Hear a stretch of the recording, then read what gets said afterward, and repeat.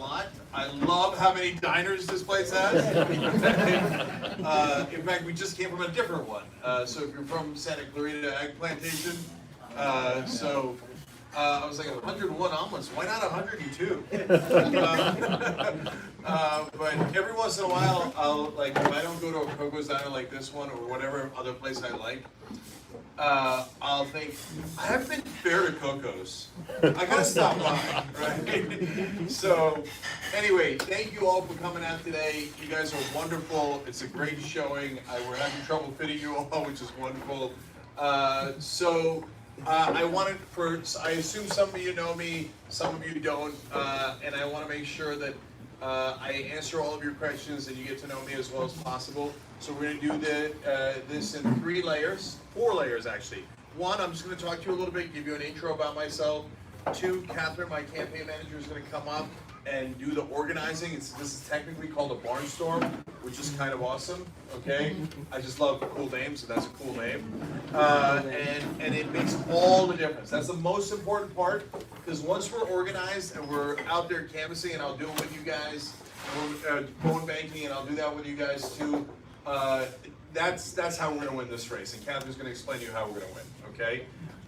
The third part is I'll come back and do questions and answers. So any questions you got, I'm super happy to answer them, okay? And don't worry, I have all the answers. I'll do my best, and I'll also, of course, listen to you guys and have you tell me what's important to you. That's also a huge part of this. And then the last part is I want to make sure that I meet everyone here. So if you ever come to a barnstorm, a campaign event, I'm going to try to meet every single person that comes. So we'll do that at the very end. And if you want to take pictures, bless your heart, Estes already did. So we're all races, and I'm happy to do that with everybody. So I'm going to assume that some of you don't know me, so I'll just start totally fresh. I'm Cenk Uygur, and I host a show called The Young Turks. Woo! So we've been doing that for 18 years. The network itself is called the TYT Network, and it is the largest progressive network in the country. It's the largest progressive media outlet in the country, and now we've had about 12 billion views, so that's a hell of a thing. So what's great about that, though, is that means we reached that, well, not 12 billion people because there aren't that many on the planet, so there's repeat viewers, right? But we reach about 200 million views a month and 50 million unique viewers a month. And so what that means is we are reaching 50 million people a month with the progressive message, okay?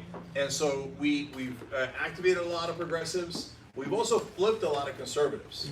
And we call the network Home of Progressives because we're unabashed about it.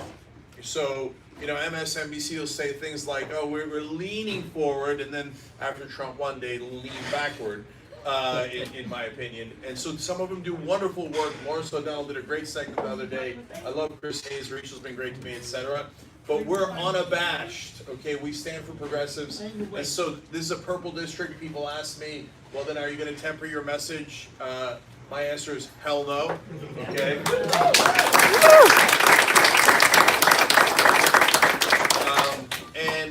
And again, for those of you who don't know, the signature issue that we talk about on air, that I'm obsessed with, that I started a group about, and that I'm running this campaign about, is corruption, getting money out of politics, and ending the bribes. Okay. Yes. So, number one, I'm super clear about what it is. When ExxonMobil gives a politician money, they aren't doing it for charity, and they aren't doing it for their health, and they're certainly not doing it for your health. That is an unmitigated bribe. Now, unfortunately, the Supreme Court in this country made that legal. So they've corrupted our country worse than any third world country, because at least in those countries you can get arrested if you do a bribe. Whereas here, we've legalized it through not just Citizens United, but Buckley v. Vallejo and Bellotti. Those are decisions that happened in 1976 and 1978. So I can go on and on about that, and please ask me later because I'd love to. But unfortunately, no one else in politics calls it what it is. They are bribes, and somebody asked me on a show a couple of days ago, isn't that offensive to the people who are taking those corporate campaign contributions. No, what's much more offensive is that they take it in the first place. Amen. And so in order to fight back against that, in 2011, I started a group called Wolfpack, and that its only point is to get money out of politics and to get a constitutional amendment of important bills, including in California, to authorize a national convention to propose an amendment. So we've already done amazing work in that field. And so they're a great group. And then after Trump's election, I decided that progressives, for two reasons. One is that's what the core of the party is. FDR didn't say, hey, we're going to do a new deal on behalf of multinational corporations, right? No, FDR is arguably to the left of me, right? And I'm considered very left right now in this country. But FDR was to the left of me. LBJ was terrible on foreign policy, but excellent on domestic policy. Civil Rights Act, Voting Rights Act, Medicare, Medicaid, all these great accomplishments were done by progressives, JFK, and I can go on and on. That is the Democratic Party. So when you hear anybody in the Democratic Party telling you, no, the Democratic Party is moderate to conservative, center, barely center left, or etc., and we've got to be friendly to corporate interests, we've got to be friendly to business interests, that is not the Democratic Party. That is a Democratic Party that has been corrupted by the money in politics. So number one, it's our party, and number two, as a practical matter, the corporate Democrats have been miserable in winning elections. And actually on the night of Trump's election, that's what angered me the most. My God, they lost to Trump! They lost to Trump! How could you lose to him? I mean, not only is he a monster, he's a buffoon! Jesus Christ, we could beat that guy with our hands tied behind our back. And we said it during the primaries. Bernie had a 12-point lead on him on election night. And all the people on TV that love the status quo and hate change said, oh, did you know that they would have run a campaign against him? Yeah, of course we know that. But it would have been nice to have a 12-point cushion, right? Yeah. And so they were wrong and we were right, but they never learned their lessons because they get paid not to learn their lessons. Okay? So, and that night I said no more. And if you guys don't know, it's not just that night. Previous to that election, in the last decade, Democrats have lost 1,000 seats nationwide at the national and state level. 1,000 seats! It is unbelievable incompetence. And then now they turn around and say, do you know that the grand poobahs in the Democratic Party are against you? Great! I couldn't be happier. So not only am I happy ideologically, but I'm also happy practically. That means we're going to win. When's the last time they won an election? So that night I said, no, we are going to pull up our pirate ship, as in progressives, and pull it up next to the Democratic Party aircraft carrier. We're going to board that ship and we're going to take it. Okay? So.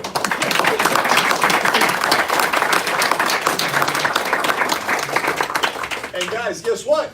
We're in the middle of taking it. Okay. So, number one, right afterwards, I co-founded a group called Just Democrats, that some of you might have heard of.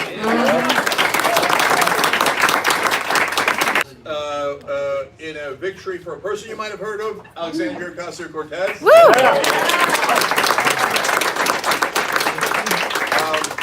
So it was the staff of Just Democrats that found her. They were wonderful, and they're the ones who helped her to win. And so whatever little help we did through the program and through me co-founding it, I'm super proud of. And we had AOC on our show 34 times. Before the primary, not before the general election, before the primary, more than all the rest of the media combined.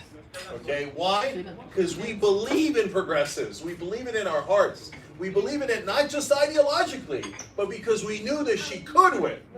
She was down by 30 points to Crowley. She got outspent 20-1. And everybody said, you're nuts. She can't possibly win. They were wrong then, they're wrong now.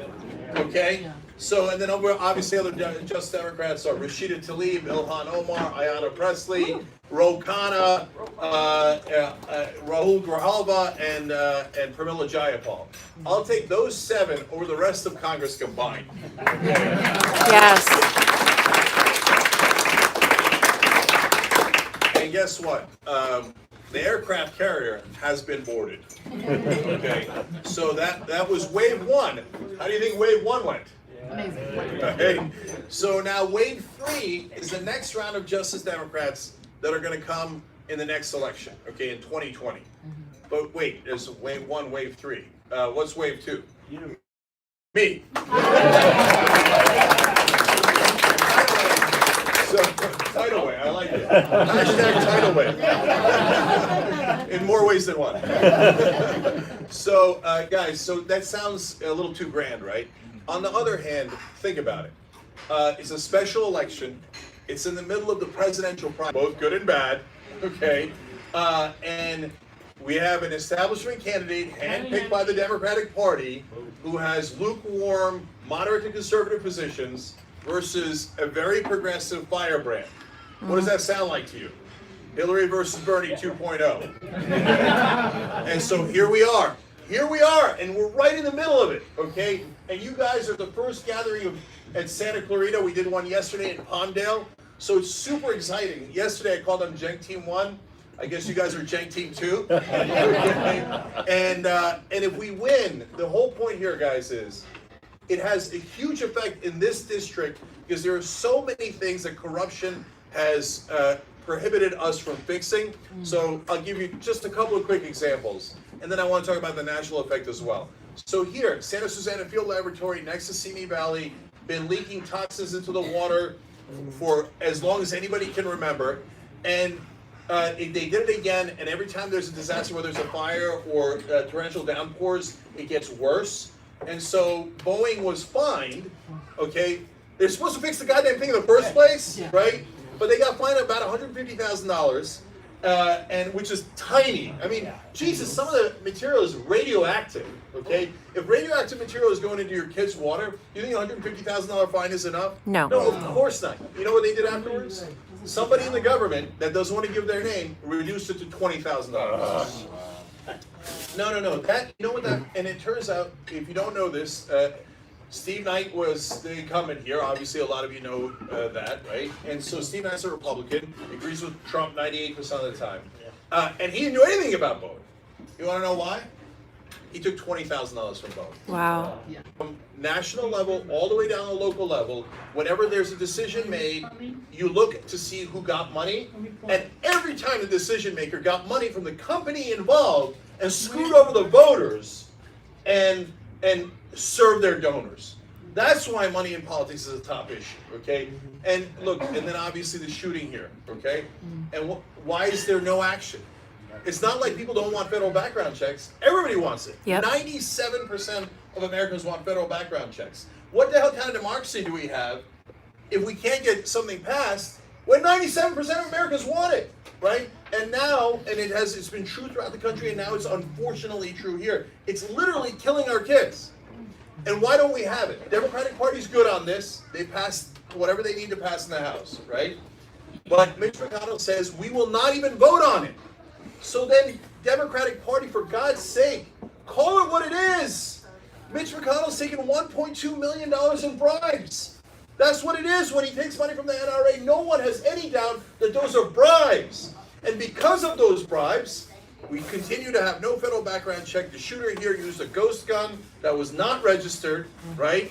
And so, if you're not willing to fight, you can't win. The practical way to fight on this issue is to say we must defeat McConnell.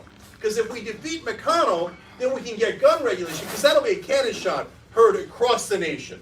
They'll say, oh my God, now if you take money from the NRA, you're going to lose, not win. Then we get regulation and we protect our kids, okay? So those are among the tons of local issues here that make a difference. But also on the national level as to why this election is so important. It's because if, for example, we win in a purple district, it'll completely destroy the mythology that progressives cannot win in purple districts. In fact, I'd love to win big. If we win big, then we shut them up forever, okay? and we defeat this insane idea that corporate Democrats will do better with independents than uncorrupted Democrats who don't take corporate money. Amen. There's no way that's true, and all of you in this room are going to help prove that it's not true. We're going to win, and we're going to change politics in America, okay? So, and the second part of it, last thing, guys, is not only do you send that message that progressives win everywhere, uncorrupted politicians, no corporate PAC money, no lobbyist money, win everywhere, but also you send a message that, hey, you know what, guys? When you said it's bribes, everybody loved it. Everybody knew, my God, why haven't people been saying this before? Everybody run towards progressives, run towards uncorrupted politics, and we could change the dynamics of the entire national conversation. And so we get to do that in our district here, and that's really exciting. That's so exciting. So I'm telling everybody across the country, the battle's in the 25th. The battle's in the 25th. Come out here. Okay, let's all do it together. So far, I'm so excited by how many people from this district are here. Yesterday, we did an event in Palmdale. Almost everyone was from the district, dozens of people. So they thought, hey, I don't know if you'll have any local support. Does it look like I got local support? Okay, so thank you. All right. As always, I've spoken too long. Okay, but I'm super happy to answer questions afterwards. Now, the really interesting part. So Catherine Fisher is my campaign manager. She was wonderful. She was wonderful to come help on this race so quickly because it's a special election. God, that is, believe me, hard to find great talent. And I've been super lucky that I found the best talent in the country to come run this race. And so she's going to tell you how we're going to win, okay? And then I'll come back and answer questions.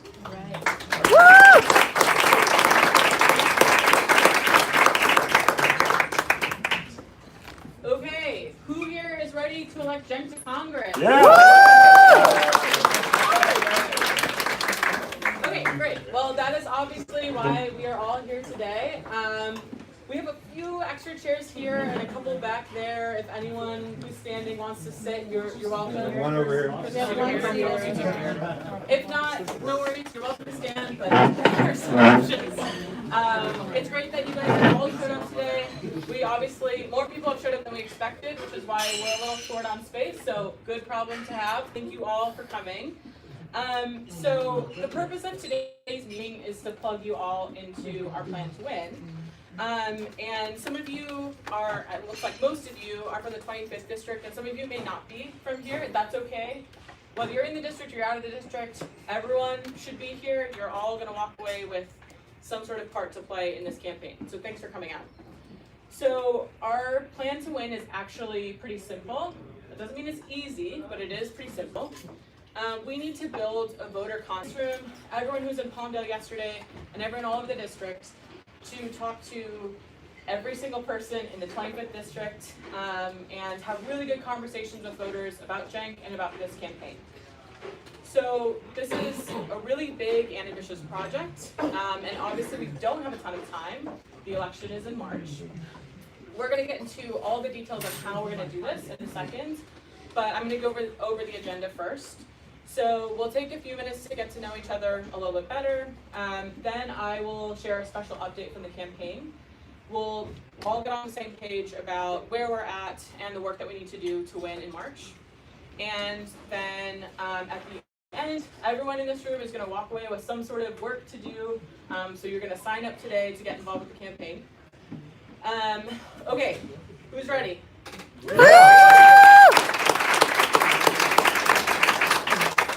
Okay, so my name is Catherine. I am Cenk's campaign manager, like you said.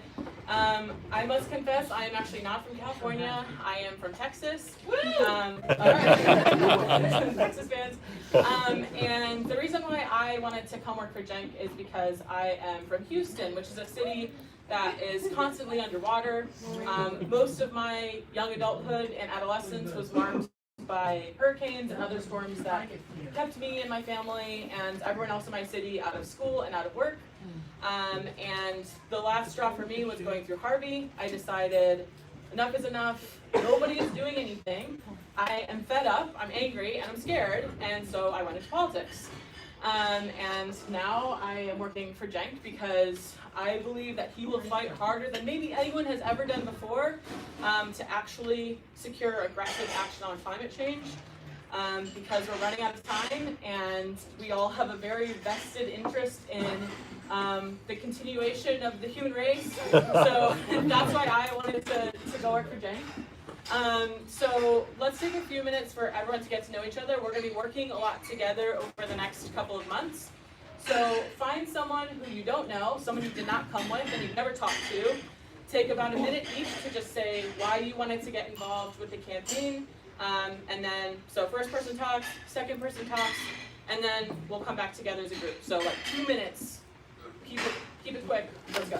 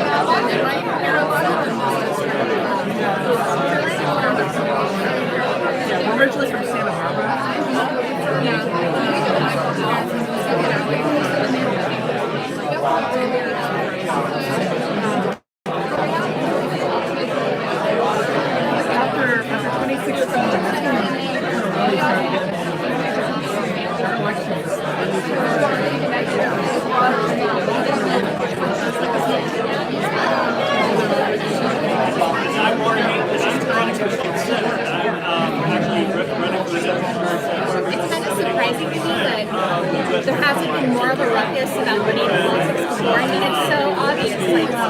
Like, legislation is not being made for the people, it's being won. And that's wrong. People are suffering. It's so simple, but it just keeps on happening. So my husband and I live in Palmdale. You know, he's a big Young Turks fan. He turned me on to it about a year ago. And like, I heard Cenk was running, and I was so happy. You know, like, it's got to change. You know, so I'm just really happy. Well, we're actually from here. Not for long. I mean, he was too. I mean, I don't. Wait, It's all right. Hey, buddy. So we're actually from there, and yeah, trying to get involved in democratic politics here. It's very happening to move forward. So this is a big deal. He's not coming. Yeah. All right. So who heard a great story from someone? Yeah. Who is excited to get to work? To win, we're going to need to get a ton of new people involved on this campaign. So I am curious, who here has never been involved in a campaign, never volunteered before? Okay, that's a lot of people. Look around there. No, raise your, keep your hands up. Look at that. That's like at least half the room, maybe more than that. That's really, really incredible. This is why we think that Cenk's campaign is different. We know that in order to actually win here, everyone is going to have to play a part, everyone's going to have to get involved, and new people are going to have to feel inspired for the very first time to get involved. So again, thanks to the really experienced people who've come out, but of course, thank you to the new people as well. So I want to take a second to hear from a few people and hear why you decided to come out, especially if you are one of the first timers here. So raise your hand if you want to share why you decided to come out today and get involved in the campaign. Wade, you want to share? Yeah, no, so my name is Wade, I'm a delegate in the area, and I'm supporting Cenk because we need a fighter for progressive values. And no, that we will not get any bigger fighter than Cenk Uygur, so that's why I'm supporting This area, the people who are standing, anyone want to share? Yeah. Yeah, I've been watching Young Turks for a while. I think it's an exciting time to actually be able to make a difference. First time I'm ever going to vote for someone that I followed before the election. told my parents about the special election. They didn't even know that came over time. So I think that's like just getting people to know that there is an election. I think it's gonna be a fun task. And yeah, so it's like first time like I think my contributions can actually matter in an outcome. Thank you, brother. And let me just say real quick on that. First of all, tell everyone you know. It's really important. Tell everyone you know. So we got a fighter on your side now, okay? And in terms of the donations, I really appreciate it because all the corporations that I've insulted are going to spend you guys. So small donations, we're going to make them a little larger. God bless your heart. So Cenk2020.com, Cenk2020.com. Thank you. Okay, good plug. So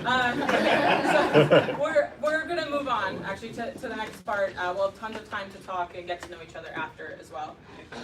So I want to now share our plan to win and how all of us here in this room are going to play a part. So I want to get a show of hands. Who here in this room has heard something to the effect of Civ can win in this district? Okay, yes. So I have heard this myself. I have only been here for a few weeks and I have heard this a bunch of times. Who is sick and tired of hearing this? Okay. Who's ready to get to work to prove that they are wrong? Woo! Okay, so me too. Obviously that's why I'm here. I really want to win. We all want to win. Wanting to win is not going to be enough here. We actually need a plan to win, and we've got that, and I'm going to share it. But before I get to that, I want to talk about why people see our campaign as a long shot, so I can explain why we think that they're wrong. So let's start with a little bit of history first. Democrats lost this seat in 1992. Raise your hand if you were not alive in 1992. A couple of us in this room. I was not. So Republicans retained control of the seat for 26 years, cycle after cycle, election after election. They kept losing, Republicans kept winning, rather. And it wasn't until last year that the district finally flipped blue. So now a lot of people think that this district is a swing district, and because it's a swing district, they think that means that the only way to actually hedge your policy, hedge your bets, and not run as a true progressive like Cenk. So obviously, I don't need to tell you that Cenk is not one for hedging his policy. You just heard it from him himself. But that is where we're coming from. That's why people think that our campaign is a bit of a long shot. And fair enough. But the good news is we have a plan to win. So in order to understand this plan, we have to consider a few things. So first, despite the common narrative, progressive ideas are actually really popular. Recent polls have found that a majority of Americans support policy like Medicare for all, tuition-free public college, higher minimum wage, taking aggressive action against climate change, and legalizing marijuana. And that is just a couple that polls have found a majority of Americans support. In addition to this, polls have also found that a majority of Americans are sick of corporations not paying their fair share and special interests. Yes. Who would have thought that people would be sick of that? But that is what all the polls are telling us. So the idea that the majority of people don't want progressive policy just is not true. And I'm going to ask for another show of hands to illustrate this point. Who here has ever put off or delayed or entirely put off seeking medical care because they could not afford it? Okay. That is true of many, many people in this district and across the country. Of course people want good health care. Of course they don't want to go bankrupt seeking care that they need. Of course they want clean air. Of course they want a living wage. Progressive policy is popular because these are human rights. People want this stuff. So it is just not the case that progressive policy is going to sink this campaign. This is why this campaign will succeed. So that's the first point. The second point is that we think 2020 is going to be a progressive wave, like Cenk already mentioned. So people are fed up with elected officials from both who actually voted for them and elected them to represent them. So in 2018, we saw a handful of really awesome progressive candidates elected to office. Another show of hands, who here felt hopeful for the first time and maybe a long time when they saw AOC win against an establishment Democrat? Yeah. that was an incredible year. We saw a couple of really incredible fighters win. And now, just 1 year later, there are a ton of progressive candidates running all over the country and actually leading in their campaigns. So we have seen progressive candidates who have raised hundreds of thousands of dollars in swing districts in places like Texas, Ohio, Georgia, Nebraska. These are places that are not often thought as like deep blue areas. We also just saw a really great wave of local people win in the elections last month. So we saw progressives win seats in Philadelphia, Virginia, Seattle, San Francisco, Michigan, just to name a few. Some of these are red areas. Some of these were swing districts, and we saw progressives win just last month. So the lesson that we can take from this is that people are desperate for leaders who are going to actually represent them. Of course they are. And if they're given the opportunity, if they're given the candidate, they will go vote against the establishment. They will go vote against Republicans. They just need the person there to vote for.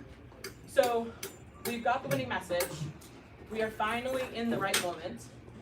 And these two things give Cenk a real shot. But in order to put him over the top, we have to do the work of getting enough people out to vote for him, which we can do, but it's no small feat. So we know that Cenk's message is going to appeal to a ton of people. Obviously, there are a lot of people in this room, and we're going to keep talking to people all over the district. Our goal as volunteers and people who are going to be out on the ground knocking on doors is to find enough people, convince them that Cenk is the person who will actually fight for them, and then make sure they go vote in March. So that's the third thing. We have the power to do this, and the science is on our side. So to talk a little bit about the science, it is a commonly held belief that persuasion just does not work on voters. Think about in your own personal lives how many times you've probably argued with friends or family, and that hasn't turned out so well. Raise your hand if you've had frustrating conversations with your family. So have I. Persuasion is actually really difficult, except in one scenario, the science tells us it works. So all the studies that have been done on voter persuasion and voter turnout tell us that the only way that we can actually persuade voters is to go have person-to-person conversations with them. And in door-to-door conversations, for example, around 30% can be persuaded on the first conversation, 55% on the second, and 70% on the third. That's pretty good. But here's the kicker about persuasion. You may not think this is not the obvious scenario here, but the best persuasive conversations are mostly about listening. The science tells us that arguing does not work. That's why all of our arguments with our friends and family have mostly failed. Cenk is obviously going to make a ton of arguments, and it's a little different in his case because he's the candidate, but we're not going to do that at the doors. We're not going to fight people. We're not going to yell at people. The science tells us that what actually works is really empathetic listening. We are going to ask people what they think and how they feel, and then we're going to share with them how we truly feel and why we think that Cenk is the person who needs to be in Congress. Even if we totally disagree with them on the things that they value and how they feel, that's the way that we're going to start these persuasive conversations. So this is why the key to our strategy is everyone in this room, everyone who was in Palmdale yesterday, and everyone else that we're going to bring into this campaign over the coming months. We just will never be able to knock on the number of doors we need to knock on or make the number of calls we need to make without every single person in this room and every single person who can stepping up to volunteer, knock on those doors, and make those calls. So we need to build the largest volunteer voter contact machine this district has ever seen, which again is no small feat, but look around the room. I am incredibly optimistic that this is our really second time asking volunteers to come out and get involved. Look how many people have showed up. I am sure we can do this. So we know we've got the message, we know that we're in the right moment, and we know that we have a plan. We just need to do the work. So the key to this is everyone in this room, and I want to emphasize this again for the millionth time. We are one big team. We are going to be in this together.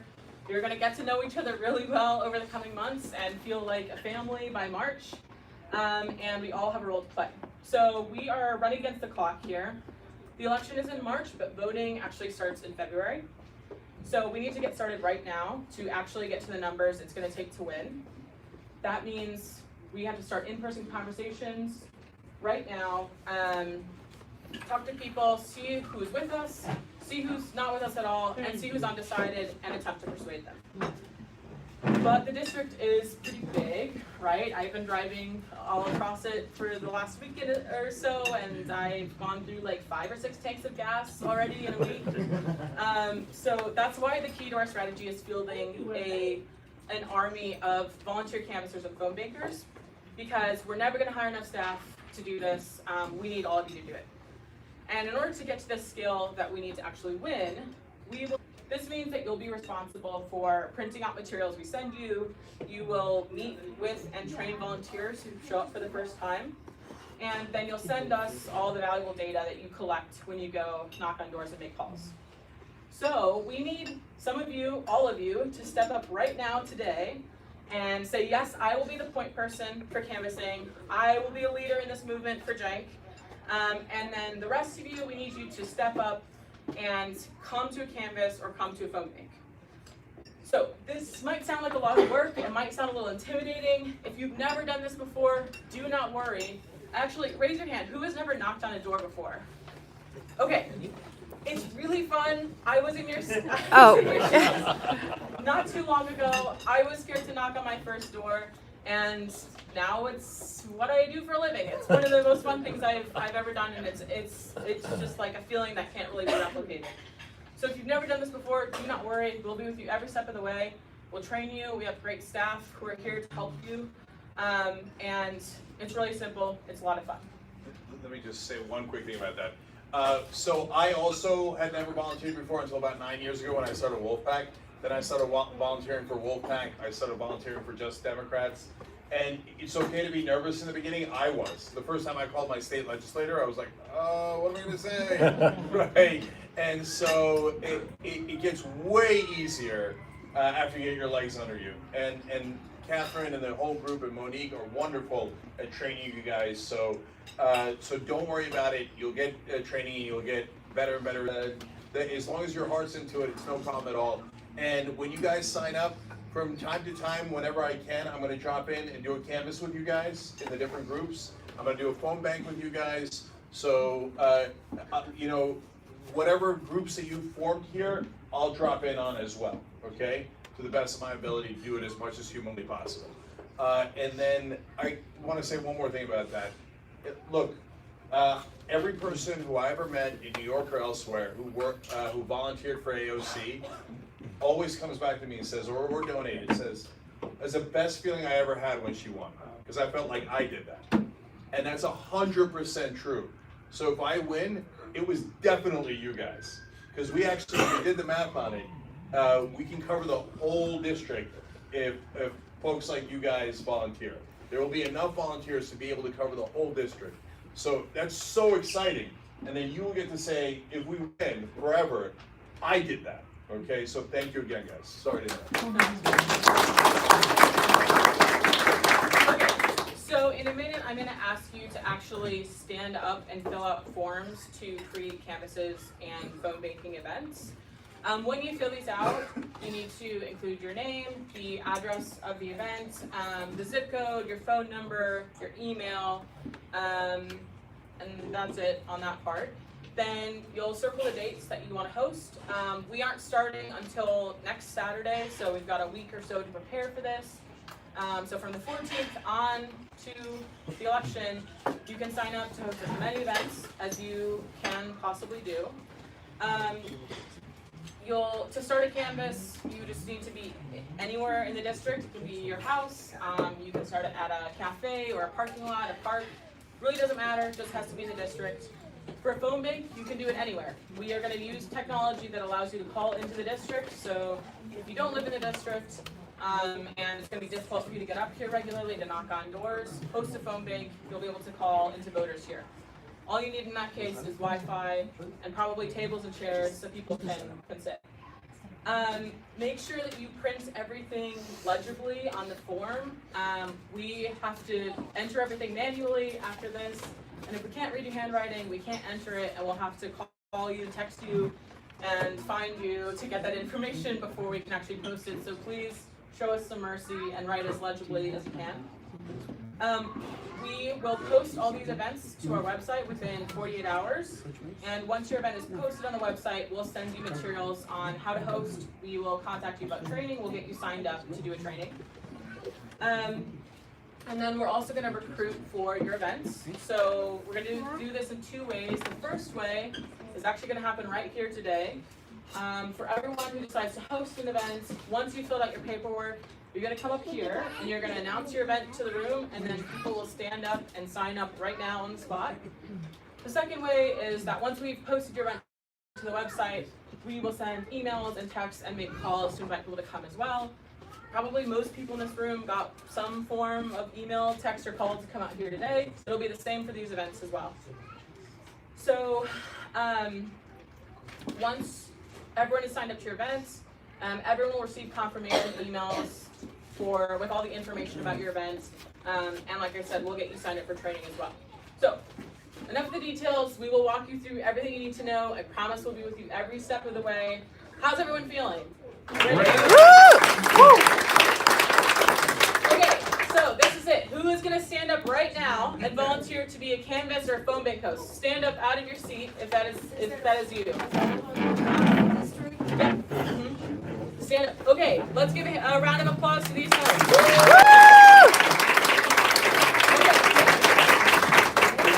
We need more than this, though. Who else can stand up and host a Canvas or a phone bank? All right, we got one more. We got one more taker. And if you're already standing, raise your hands so that we know that you can host. Okay, let's do one more call. Who can host a Canvas or a phone bank anytime between now and March? Who can do it? Are you standing? Yeah. Okay, all right. Okay, we got some more. All right, let's give these people a round of applause.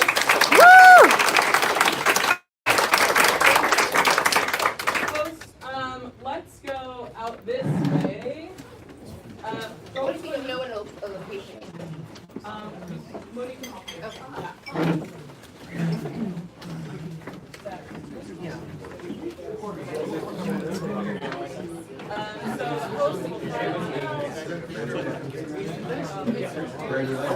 Yeah. And then the rest of you stay here because I'm here talking to you.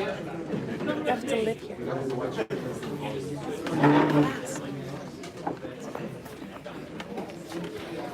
Okay, so everyone else.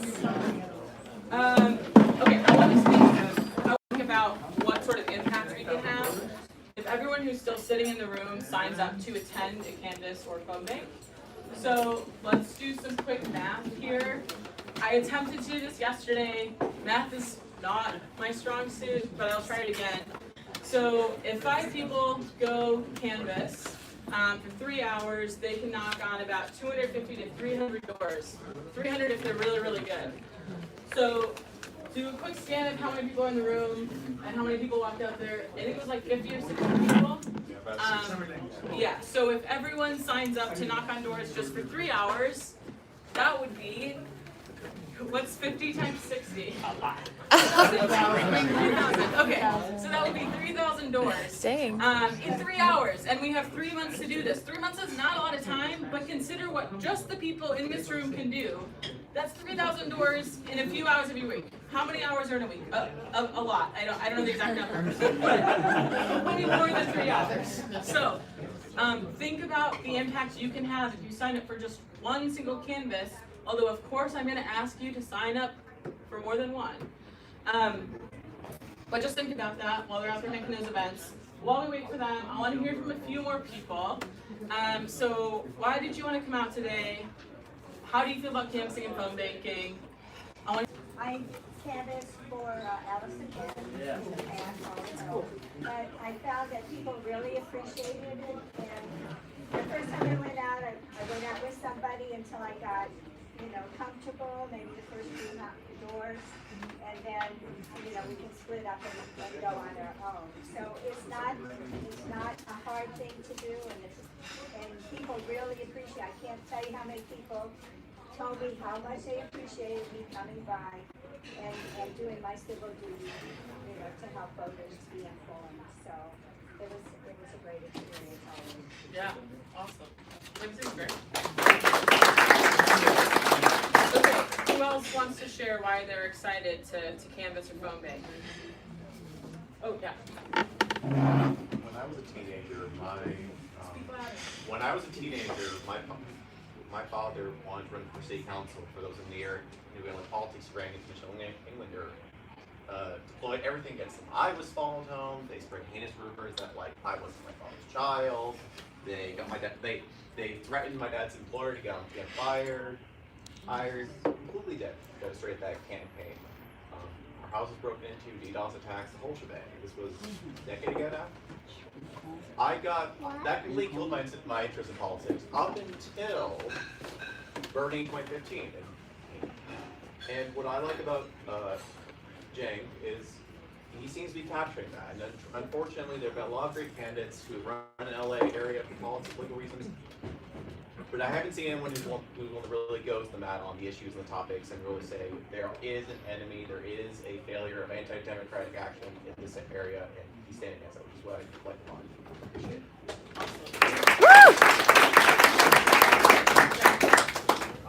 I served in the city council of Los Angeles. Oh. And Signature's uncle is Mark Signature, a big lobbyist, and they had the machine behind the candidate. My dad was president. Okay. Okay, so. I'm Nick Pacheco, sit on the east side. When I ran the machine, I wasn't the chosen one to get the unions.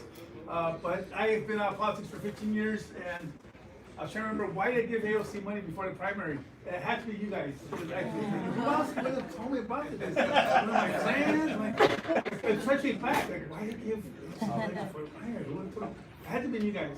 And when you jumped in, I immediately put on Facebook, hey, I asked you guys to help AOC, and I'm actually to help Cenk. I have not been involved in politics other than AOC, and now you. So I'm looking forward to it. I'm Paul. I've been involved in politics for probably 7 years, in one way or another. I've been on the executive committee of a political party, done youth outreach. I just want to give my skills to help Cenk because, I think Cenk's the kind of guy that's not going to pull any punches. He's going to get up there, he's going to tell, he's not going to do, well, to the honorable, so-and-so. He's just going to be like, hey, buddy, don't try to tell me this is what's going on. And that's what we need. We need people that are going to go there and tell the truth.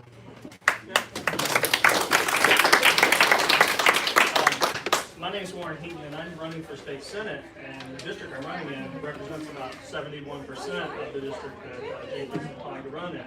And I can say firsthand that everything he says about the party machine is absolutely true. I'm running against a corporate Democrat who started out by going out to all the activists and claiming to be a progressive leader. As soon as he got the party endorsement, the week after, he's asked a question in our debate if California is progressive enough, and he starts humming and hawing and says, well, what is progressivism? I don't know. Well, it depends. How do you define it? So within a week of getting the party machine behind him, starting to get donations, he's already slipped over to the party line, already part of the establishment. I don't take any corporate donations. I don't take anything from PACs. I only accept individual donations. And one of the hardest things to do is to go out there and take on the machine. And I'm glad you're doing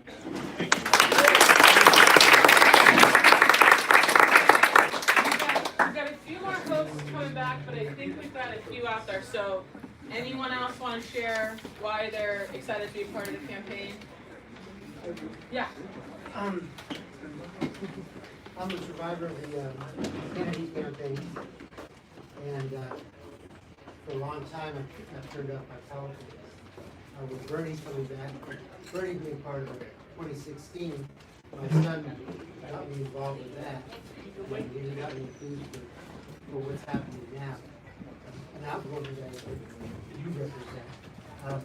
There's so many things that the government has been doing that really aren't for the benefit of people. The need for insurance to cover catastrophic diseases and stuff. Cancer survivors.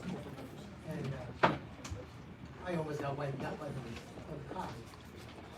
So I see you as a and Bernie, but you as another flavor of hope.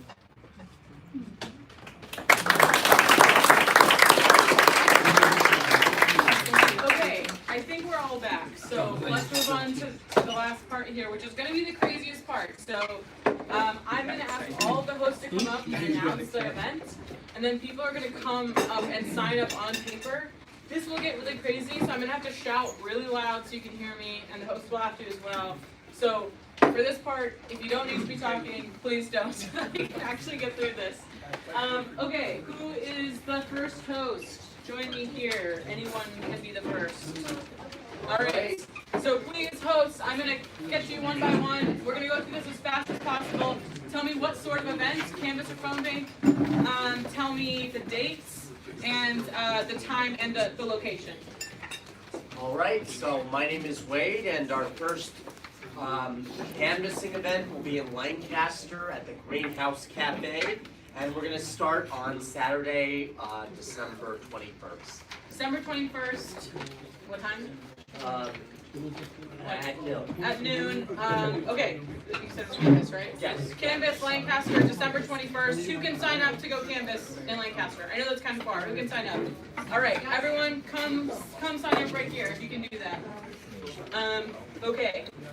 Hey, I'm Cyan, everybody. I live in Porter Ranch, so I'm happy to host a phone bank on the 11th. Porter Ranch is like 10 minutes away from CSUN, if you know where that is. Okay. Sorry, what was the date? On the 11th. The 11th. Time and TBD. January 11th?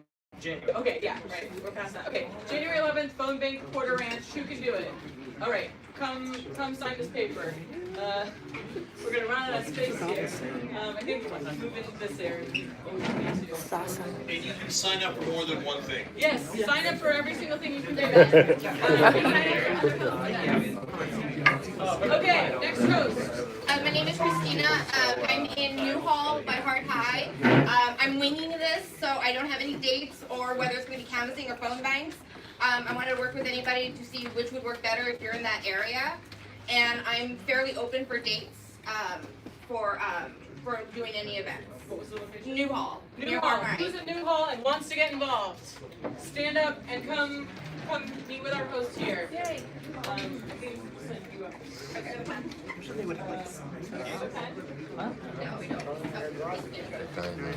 All right, next host.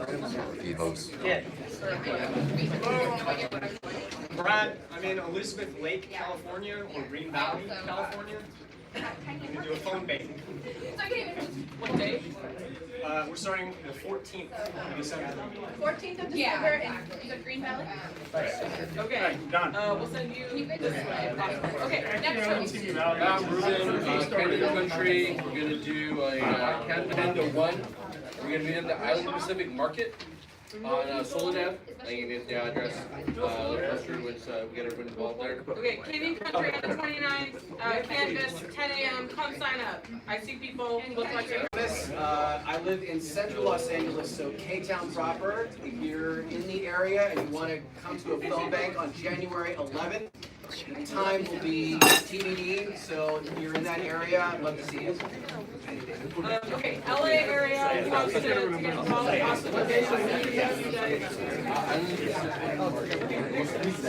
everyone, I'm Joseph. I live in Chatsworth. I'm gonna have a phone bank next Saturday, December 14th. Another one January 4th. It's just a couple miles south of the district, so if anyone's in Chatsworth and wants a phone bank, come on up. Chatsworth 14th phone bank, who can do it? Anyone in that area? At least one person must do this. Okay. Alright. You guys, I think we'll just keep sending those out. Okay, next host.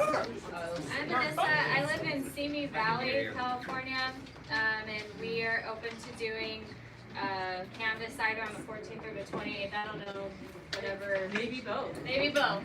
I've already got two. Saturday. What area was it? Simi Valley. Simi Valley on the 14th and the 28th. Okay, awesome. Hi. We'll move you guys. Okay, next.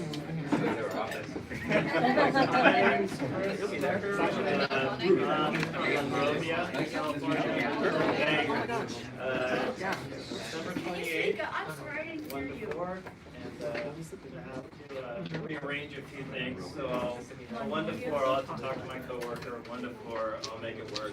December 28th. Go do this thing. 28th Monrovia phone banks. Who can do it? Who do we have? East or Pasadena? All right, sit on out. Okay, next host.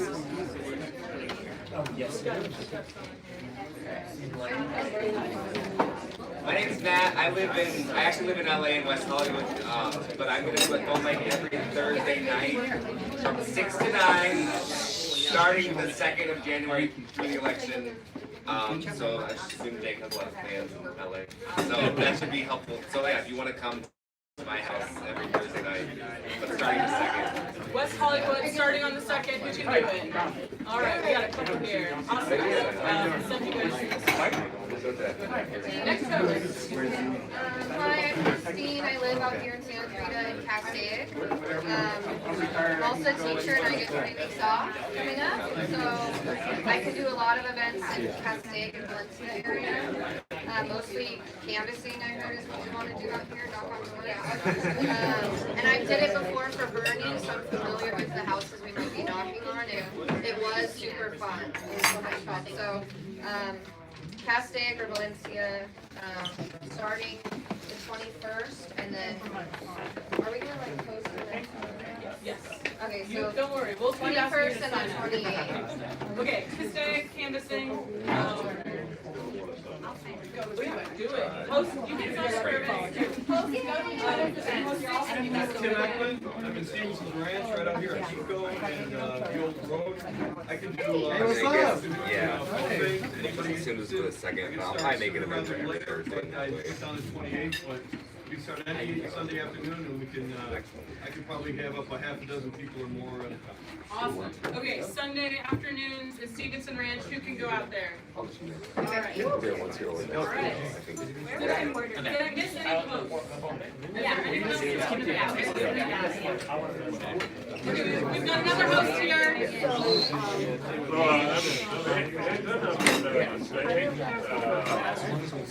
Yeah, that was the first time you did it.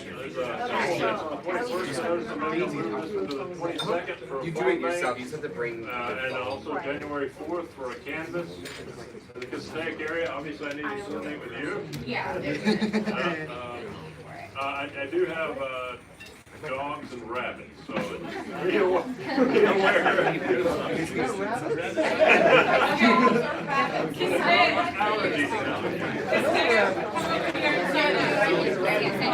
How about this any host? I'm not getting away.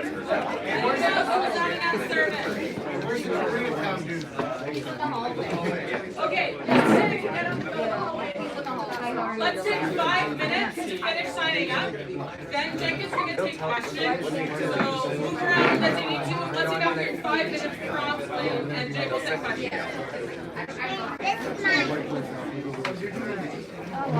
You just click It used to be in the middle lane. I used to have a used to be entry. And then I changed it. To 2 years. That's the one thing I never did. Don't ever repeat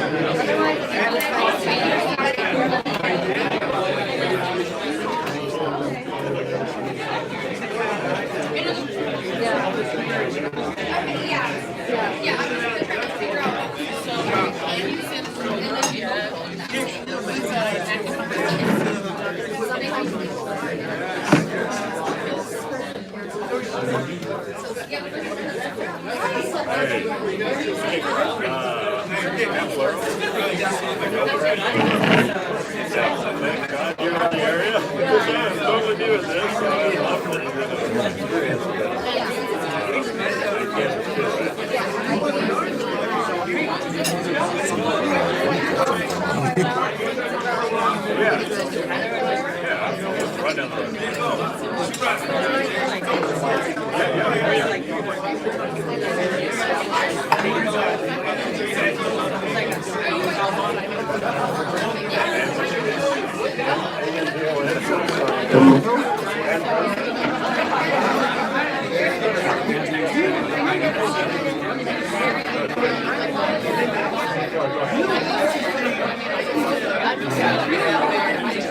I just signed us up for 3 to Super Bowl Cape Town and Hollywood. And then just one last thing. We can, it's the 22nd, so maybe we can just go back and see your grandma. 22nd, Sunday before Christmas.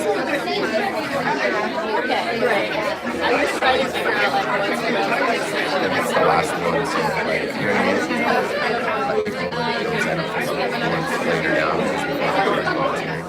I just didn't, you know. Show up on this. Thank you.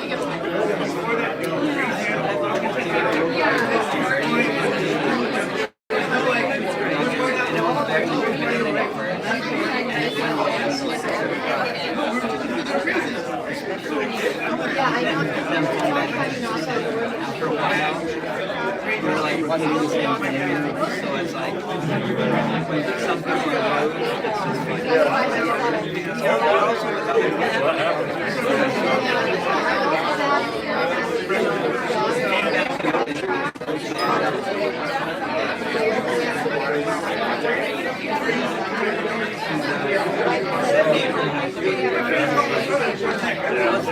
on a hill and lower on the hill. That's expensive. And they were really open. Really like, and they want to walk, and I started to hire a woman.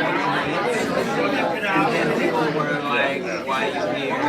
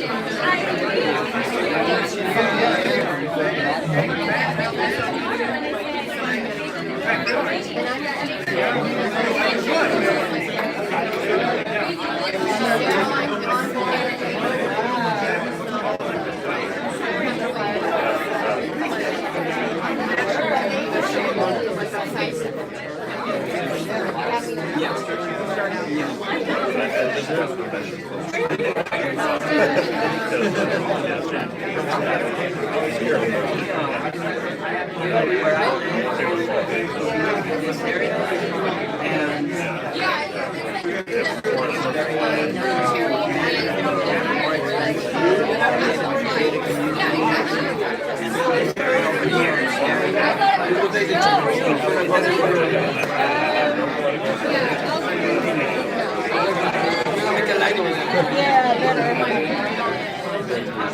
You're like, I don't know. I was like, oh my god. 6,000.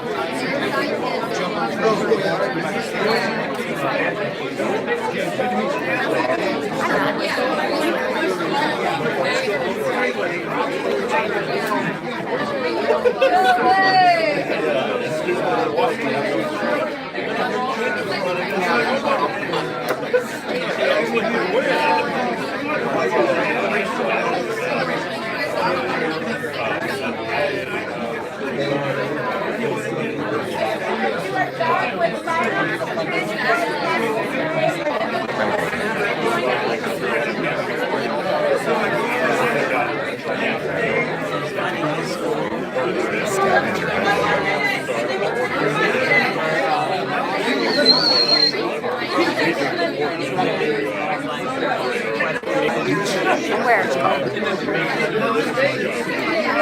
It's like it all.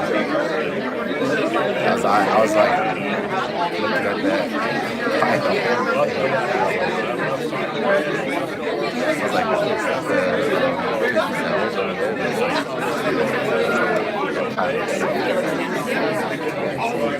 was like, but I don't want to. It's about some money. I know, but when I hold it with my hand shakes really bad.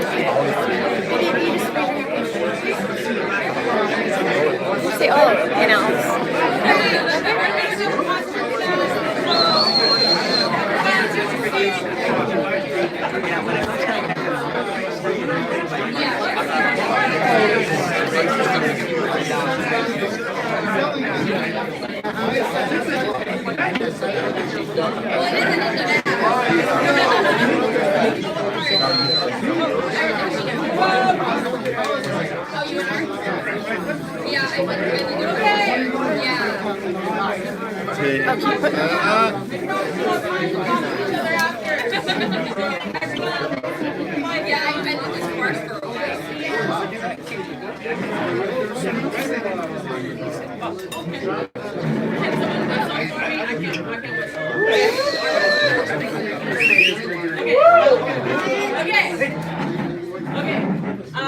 All right.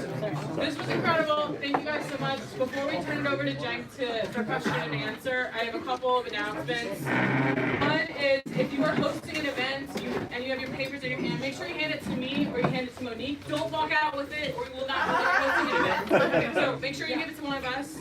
Second announcement is we desperately need to hire organizers. This has produced a ton of work. Not that we weren't expecting a lot of work, but this has produced a ton of work and we need to hire organizers. So if you are interested or you know people who are interested, go to cenk2020.com/jobs. It's just a general interest form. Fill it out. Monique and I are going to turn to hiring like basically immediately. So please, if you're interested, fill it out. If you know anyone or you just want to circulate it on your social media to people in the district, please do that. And good question. What's an organizer? So organizers will be doing all of the volunteer stuff. So training volunteers, leading like webinars and stuff for people to make sure they're ready, actually going out to knock doors and make calls with them, helping us with really anything that has to do with volunteers. We have online teams of volunteers from all across the country. You'll helping us with those as well. So that's what an organizer does. That's how we started in this gig. Seriously, you don't have to have experience in politics. If you have experience doing customer service, that is really transferable to this. So if you guys are like comfortable making calls, you're comfortable talking to people, it's okay if you're an introvert because these are really meaningful one-to-one conversations most of the time. It is something that's totally trainable. So if you're interested, definitely apply. Yeah, interest is the key thing here. If you want to work for Cenk and you want to work really hard, those are the things we're looking for. We're looking for any particular type of work experience. So that's the first thing. Probably not, but apply anyway, and we'll see what I can do. Can I add one thing? And it's okay to tell a voter, I don't know, I'll get back to you. Yeah. Always. Yeah. Because people think they're afraid, they don't know how the answers, they don't. Absolutely. Okay, so the first thing, host, hand in your sheet. Second thing, if you want to apply. If not, circulate it around to your networks. And the third thing is, we have to collect signatures to make sure that Cenk is on the ballot. If you have signed a sheet already, that's because we have to file twice because there's a special election and a regular election. So if you are a person in this room who has filled out one form from us, we need you to come fill it out again. If you filled out 0 forms, we need you to come fill it out. The only people who can sign this are people who are registered in the 25th district and in LA County. So if that's not you, sorry, these are the signatures we need. So if it's you, come see us after question and answer. We will park ourselves out there to catch you because we really need to collect these. So don't forget about this. And now on to Cenk. Yeah, it's just 2 lines. She said it's a form, but it's 2 lines. It's really easy. Okay, great. Let's do question and answer. And before we do that, I love this. Okay, I love that you guys came out. I love the enthusiasm in the room, and thank you so much for all the people who stepped up to do an event and all the people who volunteered to help in those events. And it's going to be so exciting. It's going to be the people's seat. So that's really, really, really cool. All right, so question and answers. I've lived here for about 4 years, and I get the impression, I don't know, maybe you can answer, I don't know if it's right or not, that the Democratic Party doesn't seem to put a lot of energy into approaching the Latino community and especially working class Latino community. It seems whenever I volunteer, it's always focused on That is how you address it. So that, it turns out, is depressingly accurate. Okay, So, and I was wondering why. I was just having this conversation back here. I'm like, why don't, like, Latinos are more democratic than most of the folks in this district. So why don't they spend a lot of time there? I mean, I'm 49 years old. I've been covering politics for a quarter of a century, and I'm disappointed in myself that I was still a little bit naive. It turns out they can't fundraise there, and in their minds, right? And so they go, oh, then I'm not going to go there, because they're so obsessed with the money, and money. I'm like, Jesus Christ. Like, even if you didn't care about people, which, by the way, you should, because you're going to be their representative, right? Wouldn't you, as a matter of practical politics, go and reach out to folks? And they just don't. Maybe they'll change the middle of this campaign, like, oh, yeah, I meant to do that, right? But historically, you're absolutely right about this district. That has not happened. 109,000 Latino voters in the district, 35,000 speak Spanish. I don't know how many votes you need to win, but there's 109,000 out there. And how do we? So we're going to go to all those areas, and there's a lot of wonderful people who are bilingual who've already volunteered. We'd love to have more. So lots of folks all across the district, but as a lot of you know who are in district, more in Palmdale, Lancaster, etc. And so, yeah, we're gonna, there's a reason why I did my first event in Palmdale, okay? We're gonna serve all the voters of this district, okay? Warren, you And a related but different question. I'm running for state senate, as I said earlier, but I'm not a professional politician. My day job is an immigration attorney. And I have a lot of immigrant families that live in constant fear of being deported, and then I have some first and second generation people who live in constant fear of their parents being deported. And it seems like the Democratic Party takes the Latino vote for granted. It doesn't reach out for them. It assumes it's going to receive their vote, and then they go to Washington, D.C., and they fail to do immigration reform. We have a DACA decision that's going to be handed down next year that's going to be devastating to a lot of people who live here in the district if we don't do something in Congress about it. What would you do if you were in Congress today? Yeah, it's a great question. So, and Warren, I'm glad you brought up that point, because it's, again, stunning to me how they take their voters for granted. So they think, well, Latinos and African Americans are going to vote for us anyway, so we don't have to do anything for them. No, if they're voting for you, that means you do have to do something for them.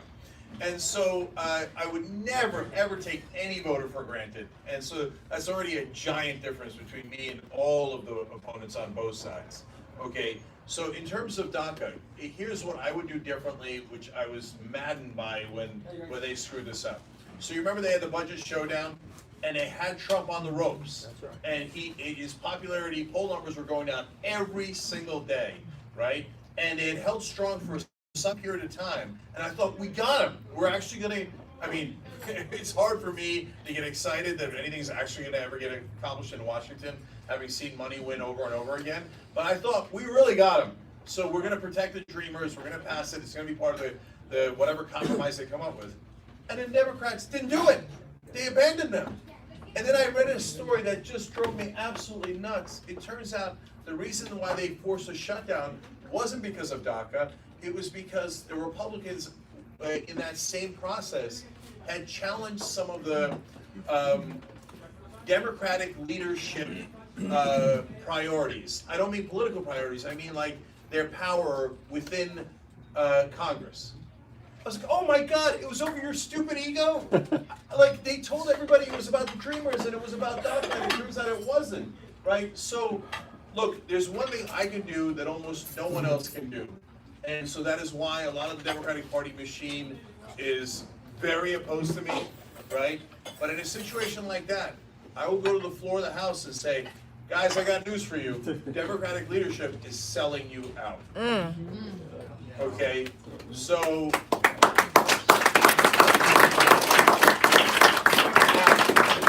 the reason why that's so important is not just to yell into the wind, okay?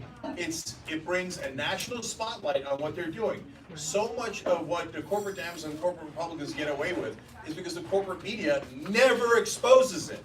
But if there's someone in the House, on the floor of the House, saying, no, let me show you what's actually happening. And this is how they're doing it. What it does is it embarrasses them. And it forces them to go, oh, yeah, well, yeah, I mean, Latino voters, Latino groups, I didn't mean it, right? Etc. public pressure absolutely positively works. I mean, the test case for it is Martin Luther King, obviously on a massively different level, but what did he do? He wasn't in politics at all. He put pressure on. Unfortunately, these days, the corporate media doesn't pay attention to anyone unless they already have power, right? But that's all right. We got a lot of folks in the building now, and when they get the call for, when Democratic leadership gets the call for, hey, who's telling everybody about what we're doing wrong? They're gonna say the call is coming from inside the house.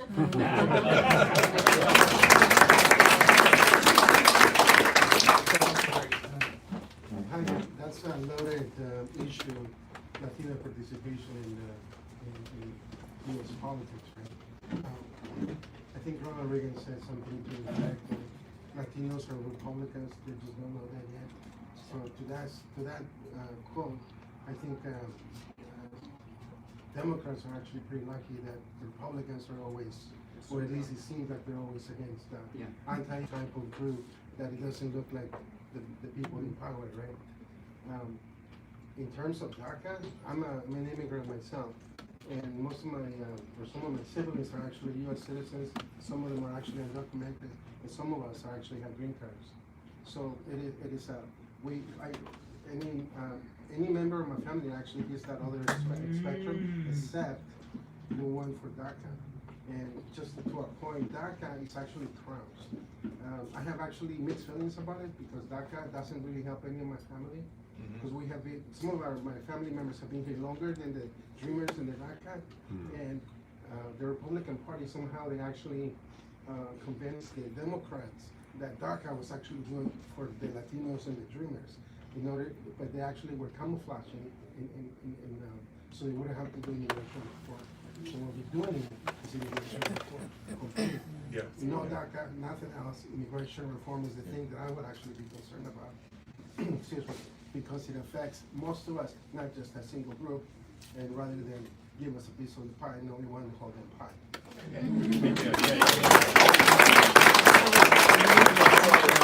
Let me just address that as quickly as I can. Number one, while I'm running and if and when I win, I need you to come tell me all your concerns, okay? So if you got a concern with DACA and I don't know it, you got to come tell me. Now, if you have a regular politician, you'll never get in. Unless you got to bring a big check with you, you'll never get in. With me, my whole point is you're my boss, okay?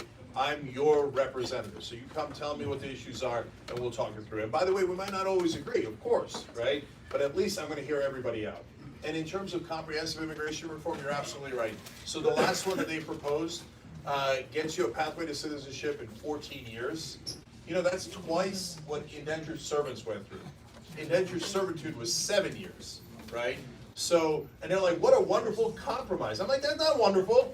That's not nearly comprehensive enough. It's not nearly good enough. And we couldn't even get that passed. Because that part of the main issue isn't even the details of the bill as much as the fight in the legislators, right? And the Democrats just don't care to fight enough.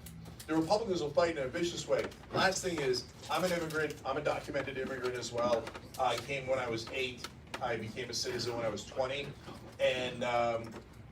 And so I remember back then they told us, oh, no, we love immigrants. You just have to do it the right way. And we said, great, we did it the right way. Now they turn around and they say, oh, the way you came in is chain migration, right? Because my uncle was a citizen and brought in my dad, et cetera. What do you mean chain migration? That's like the predominant legal way to come to America. Now it turns out Republicans hate all immigrants. And similar to your story, when we first came here, a lot of the Turks in where I was in New Jersey were well educated because it's really hard to come here from Turkey, and so as engineers, doctors, et cetera, and so they were mainly liberal Republicans back in the day. Now almost none of them are Republicans. Why? Because the Republicans keep spitting in our face. They keep saying we hate Muslims, we want to ban Muslims, we're against Muslims, and they do that to Latinos, they do it to all of our communities. Well, if you don't want our vote, good, we're not going to give it to you, right? We're going to give it to the Democratic Party, but as long as the Democratic Party fights for us, right? Yes. I want to make sure you to be accessible to everyone, so I'll give you a check-inspired question. Okay. I used to have the third Monday when I was elected official, no appointment necessary, 15 minutes with the elected official, 1 to 7. will you commit to having a no appointment necessary block of hours so that people show up? And ironically, or not ironically, but finally, when people are outside waiting and that 15 minutes hits, people start making noise outside. Self-enforcement. Self-enforcement. Yeah, it's not No just, appointment necessary. it's not just for the visitors, it's me too. They gotta shut me up in 15 minutes. Yes. So, absolutely, brother. We'll do office hours, we'll do town halls, we'll do round tables, we'll do it all, because remember, I'm gonna save a lot of time by not dialing for dollars, right? Remember, most Congress people spend most Congress people spend 50% of their day calling rich people for money. Yeah, absolutely, to do office hours here in the district, no question. No appointment necessary. Yeah. Right now. Sure, no problem, okay? And look, I'm so proud of AOC. She just raised the most amount of money in the last quarter of any Democrat, including Nancy Pelosi. She doesn't take it just like me, not a corporate PAC money or lobbyists. Because once grassroots progressives win, then the rest of the grassroots kicks in. So like, I'm telling everybody now, like this is my first race, and so I need every cent I can get because of all the money that's coming against me. But I tell people, look, if I win, it's probably the last time you'll have to do it. Because then when I start giving speeches on the floor, that use it also to help other progressives win. Paul? Yeah, I just want to see if I can get you to commit to one thing. When you're there, if any bill, like most of the bills, they'll have a Save the Puppy Dogs and Kittens Act, but if you read it, it says let's kill all the puppy dogs. Yeah, can you just make sure you at least propose an amendment to call every bill what it actually is? Well, so first of all, they'll never agree to that. Secondly, though, whenever you do call a bill what it is, they get really upset. So Bernie and Ro Khanna did a bill together called Stop Bezos Act. And it was to get at least $15 minimum wage to everybody who worked at Amazon, right? And two things happened. One, all of the media, including the Washington Post, funny enough, owned by Jeff Bezos, and all of the corporate Democrats were like, no, don't do that. That's so rude. Okay, calling it what it is, that sounds offensive. And then the second thing that happened was they said it's not practical. You're never going to get anything done, except they were, of course, as usual, completely wrong. It worked. Amazon buckled. Everybody got $15 minimum wage at Amazon.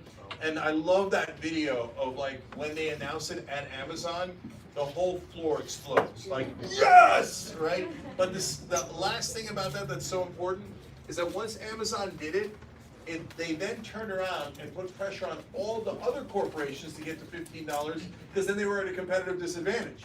So then what progressives did, which is so practical and pragmatic, was we actually got one of the largest corporations in the world to be on our side by putting pressure on and breaking them. So when I say every once in a while, I'm going to go break them, right? People say, oh, you're just, a loudmouth, etc. No. It's actually really, really pragmatic. That is the way to play hardball and get things done. Because guys, this is the most important thing I'll tell you. Me winning is in the short term is not that important. Even a progressive winning the presidency is not that important. The only thing that matters is passing the bills. Because if you don't pass the bills, then we didn't get anything done. Who cares about who was president and who was a congressman? Like, that is totally irrelevant if we didn't deliver for you guys. So all of our focus is not to win elections. That's what the corporate Democrats are obsessed with. They keep saying, well, we gotta get the House, and we gotta keep the House, and we gotta keep our majority. To what end? To what end, right? If all you're doing is keeping the House, that means you're keeping your power. I don't give a damn about that. What I care about is pass the bills. Let's get Medicare for all. Let's get Green New Deal. Let's kick people's out. Real quick follow-up, are you going to pass the hat around so we can give you some money? Sure.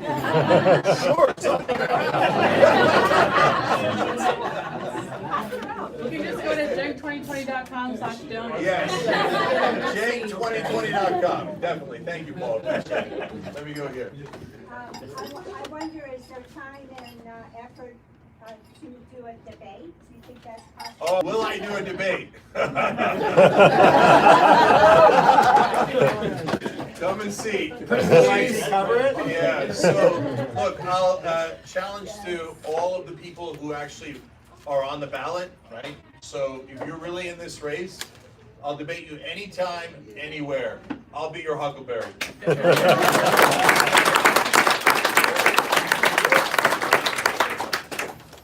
a queer man, would you ban conversion therapy in the United States of America? Oh, I would love to, yes. Could you repeat the Conversion question? therapy is a form of torture, and it's preposterous, anti-scientific.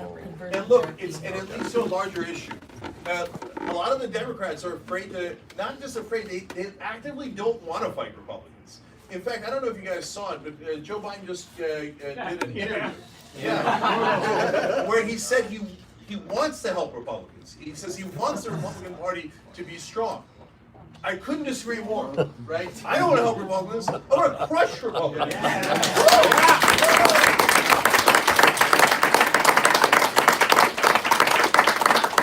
Look, I don't mind them reconstituting the party, and of course there's always going to be conservatives, libertarians, etc. in the country, and that's good and healthy for democracy. But this current form of the corrupt Republican Party needs to be annihilated. Okay?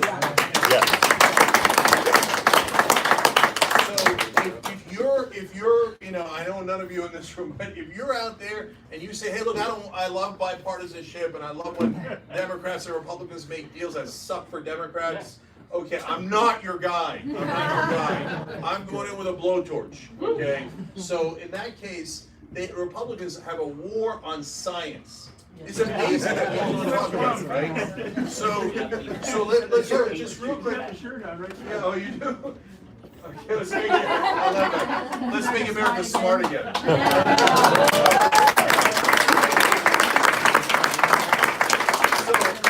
look at the war on science. They say, oh, climate change is a hoax. So 99% of the world's scientists all got together from India, China, Brazil, America, all over, and decided to do a global conspiracy where they changed all the thermometers in the world.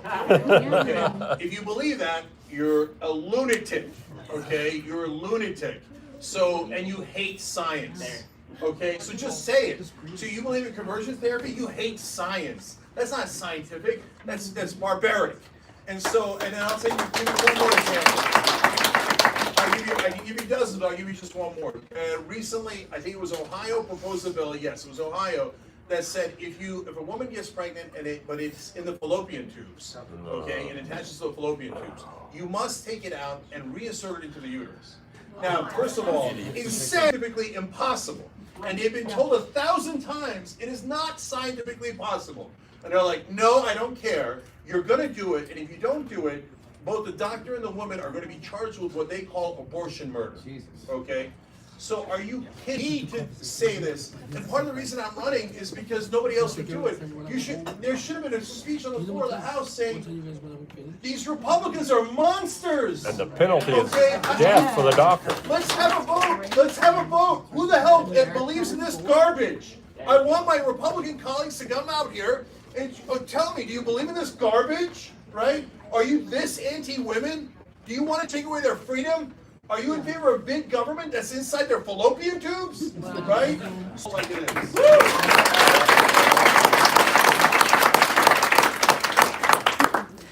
If you have an open door policy, please have security pat people down because we want you to be safe.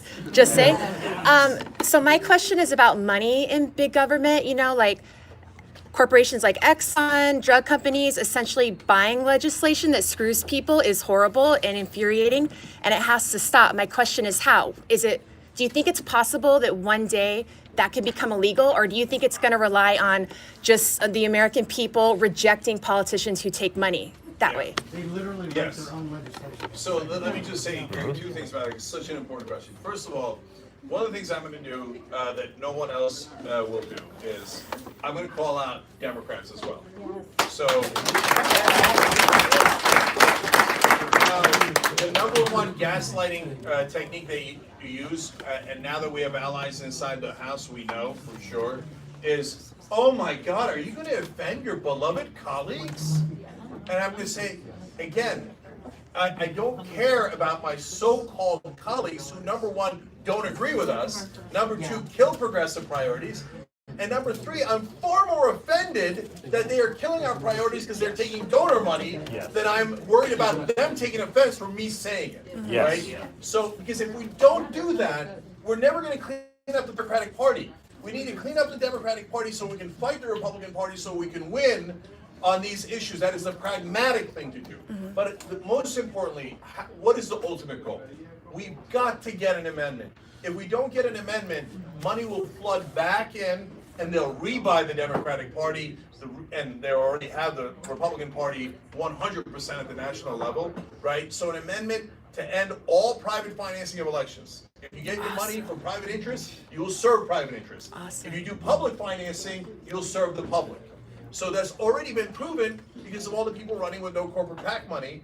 And look at what they did. Immediately, they started serving the public and became incredibly popular. That's how a democracy is supposed to work. And so people say an amendment's not possible. Bullshit, okay? So, first of all, you know what was not possible? Women getting the right to vote. Because they didn't already have the right to vote. That's absolutely impossible. And they did it anyway. So when they tell you something's not possible, it's a lie meant to take away your energy, your enthusiasm, and have you sit on the couch and accept your defeat, okay? We're not gonna do that. We're gonna fight like hell, and we have a massive advantage on this issue, because 93% of Americans believe that the politicians represent their donors and not their voters. That includes an overwhelming majority of Republicans.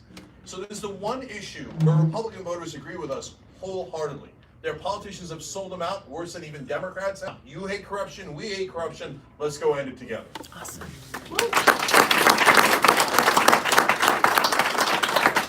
For me, the primary issue I care about is healthcare and Medicare for all. And just a quick example, like I pay for my mom's health insurance. It's $350 a month, $75 copay. So last week she didn't want to go to the doctor for a cough because $75 is a lot to go to the doctor. Yep. I think most people here agree that our healthcare system needs to be fixed. I just, one thing I don't think that the progressives or even Bernie are explaining. The main attack is, you know, you're going to raise taxes 200% to cover everybody. I think most, middle of the road or conservative people think that as well. How are you going to explain that Medicare for all, A, is better and then it's not going to bankrupt everybody?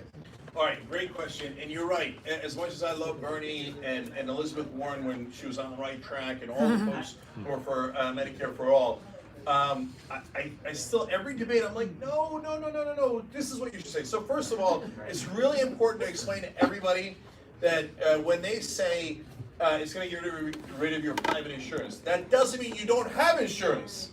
It means you have better insurance. Medicare for all covers everything, okay? So I asked Michael Bennet, who is a corporate Democrat in the Senate, who is totally against Medicare for all. I said, isn't it true that it's more expanded coverage than private insurance? He said, yes, it's, quote, awesome, and it's the Cadillac plan. Okay, so isn't that amazing that no one else has ever asked them? And so, like, every debate I tear my hair out. They do a good job, but I'm like, Bernie, tell them you get better insurance. Right now, so how are you going to pay for it? Two things that are super important. Number one, every developed country in the world has a version of single payer, and on average, they pay half of what we do. So the correct question is, how are we going to pay for this system? This system is way more expensive, does a worse job, our life expectancy is lower, and we're all devastated with bankruptcies and people who don't have insurance, who get sick, and some who even die. In fact, a lot who die. Jesus, there's 45,000 people a year die because they don't have insurance. Okay, 40. Can you imagine if we had private fire insurance, and if you didn't have private fire insurance, we let 45,000 people burn to death every year? And that's exactly what we're doing in the case of healthcare. And then finally, in terms of what, in regards to America and how it gets paid, I've had every expert in the country on the show. And the bottom line is, it is true that the top 5%, not one, top 5% will pay more under Medicare for all, okay? But the bottom 95%, which is almost all of us, right, all pay significantly less when you take taxes and all of your healthcare payments into account. You know, a family of four right now in America pays about $12,000 a year. Co-pays, premiums, deductibles. And then when you get sick, you get bankrupted anyway because you can't possibly afford all of it, right? And then if you don't have insurance, we literally let you die. So I think if folks are honest about that and you say, hey, look, the top 5%, if you're in that group, you are going to pay a little bit more. Okay, you are. But everybody gets covered. It's cheaper overall. And for the 95% of us, it's significantly cheaper and you get way better coverage. When you frame it that way, I don't see how anybody could disagree. Other than the top 5%. Yeah. Real quick, yeah. The one thing I hear is like, oh, if everybody's covered in the line, you're gonna have to wait 2 months to get an appointment. Total nonsense. First of all, in the bureaucracy that we have today, we also wait. I went to go get a checkup last year, and they said, oh yeah, no problem, in a month. Yeah. So what happened worse, my nephew had a serious issue with his head, right? And he had had this before, and it was very serious. And they said, okay, come in 2 weeks. He's like, are you insane? Like I have migraine headaches that you can't believe, and the last time this happened, it was really dangerous. They're like, yeah, that's why we said 2 weeks. So our private insurance has terrible bureaucracy, terrible waits, and then and then of course they hit them with the deductibles, and it costs them like $6,000. Jesus, who's got $6,000, right? And so that's not true. And then in terms of other systems, look, man, we've gone through this in Canada and all the different places. The mythology about wait times are just propaganda put in there. It doesn't mean that there aren't any wait times, but there are wait times in this system as well, and oftentimes far, far worse. Thank you. Yeah. And look, you know what? I'm sorry. I'm gonna do one more here. Okay, one more example. I don't know. So I doubt you guys saw this. I just did this last week, but I had James Thompson on the show. So he's a former Just Democrat from Kansas' 4th District, a wonderful guy, a veteran and civil rights attorney, grew up in absolute poverty, raised himself up from that, and when he became an attorney, instead of being a corporate attorney, he became a civil rights attorney. So he's just this fantastic guy. He's not running this time because he found out that he's got late-stage cancer, okay? And it's in his intestines and it jumped to his liver, okay? There's a specialist in Denver that could operate. They said, no, it's out of network. You're not allowed. Jesus Christ, what are we doing, man? These are death sentences. And it makes no sense at all. The bureaucracy, he explained on the show. Actually, if he goes in network in Kansas, they can't do the surgery. They don't have that. That's the correct thing. Everybody knows it's the correct thing. It's not the correct thing to do. And amazingly, it costs more. But because of the bureaucracy, they're like, nope, in network, out of network. No, off you go, and we're not going to treat you. It's unbelievable. This system is barbaric. Yes. We can't stand it for one more day. So we've got to fight like hell to make sure we get Medicare for all.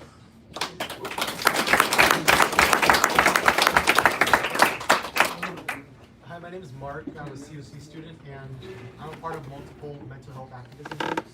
What are you going to do, both formally and informally, to normalize mental health in our society? Yeah. Good question. Yeah, great question. So, so there's so much work to do on so many fronts. So in this case, first of all, we've got to take the stigma away.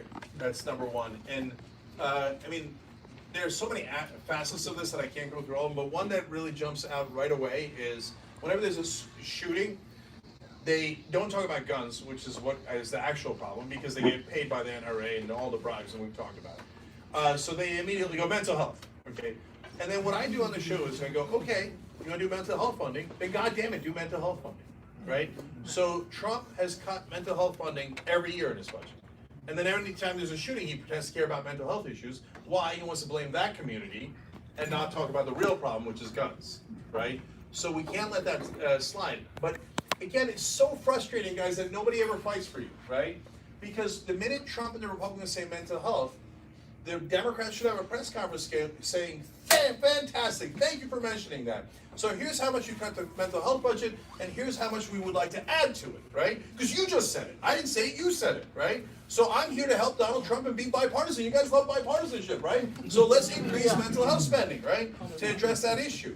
And sound of silence, they just never do it, right? And I could go down the list for all of the priorities we have in that category that don't get prioritized because there isn't a strong enough lobby for it, right? But we're going to represent the people. So when we do, we'll definitely tackle that head on. So we know that Nancy Pelosi's not gonna be your best friend. But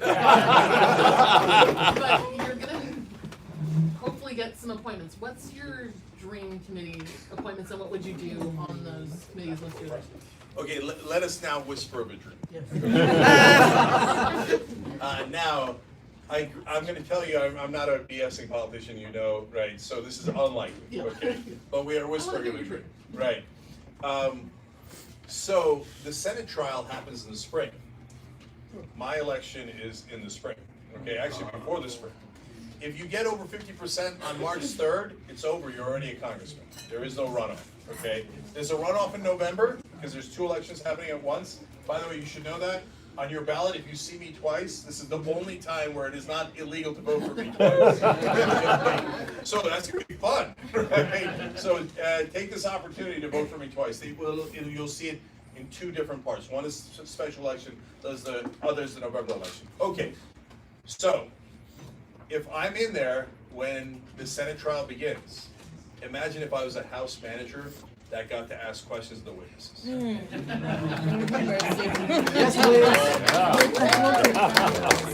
That would be nice. Yeah. That would be nice. That would be awesome. I mean, look, as long as we're whispering of a dream. Imagine it's me and Rashida. Okay. And then they'll cry. They'll say, oh no! You just wanted to impeach you from the beginning. Goddamn right we did. And here we are, brother. Okay? And I don't want to just impeach them. I want to convict them.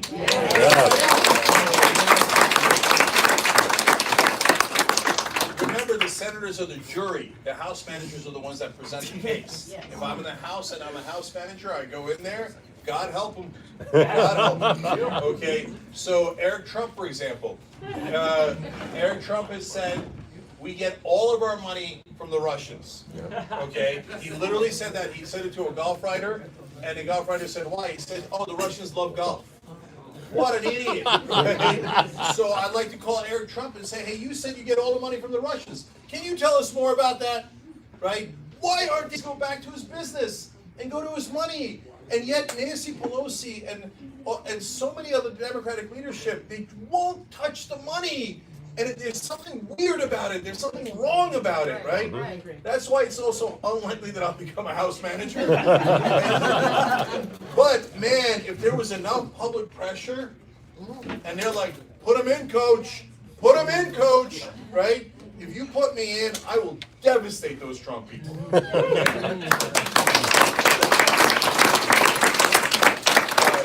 Just 2 more questions, then we'll go. By the way, there's so many other committees I'd love to be on. Yes. This August, the cafe you had talked about the water, lead in the water in the Antelope Valley. I started thinking about like how, because I work in Antelope Valley in a school, so I started thinking about how does it affect the kids in the school if they're drinking that water. You know, they talk about test scores being low. So how, if they've been drinking that water for, you know, all their year in school, what has it done to them? So I was curious if you can explain more about that. See, this is why I get so upset. I don't know why people don't, I do know, it's all the damn money, okay? So, the lead levels in some of the water in this area, it's actually mainly, Simi Valley is the worst out of all of them, but there's also well issues, there's issues all across the district, right? This district's been hit really hard by a lot of natural disasters and man-made disasters. And so part of that has led to the lead levels in Simi Valley at times being 17 times safe, acceptable levels. 17 times. I don't know if you guys know this. What lead does is it erodes your mind, especially for kids. And so part of the reason, this is not talked about much, it's an amazing study that I read. Crime went down dramatically in the 90s, 2000s. They got rid of the squeegee men and all that stupid stuff that they talk about, broken windows and stuff. No, it turns out the #1 driving force was that we got the lead out of the water and out of the paint. Once you got the lead out, it actually literally, at least for the next generation, doesn't warp their minds. And so it's terrifying to think about. It causes mental damage and it makes people who have been exposed to it far more likely to commit crimes and specifically violent crimes. And it creates a vicious circle of crime. line that then stigmatizes people, puts them in prisons, makes it less likely to get jobs. It goes on and on and on. So so important. So if you're in that, I ask all the incumbents in this district, they say, oh, Jake, you're not from here, I need a local politician. How's that worked out for you?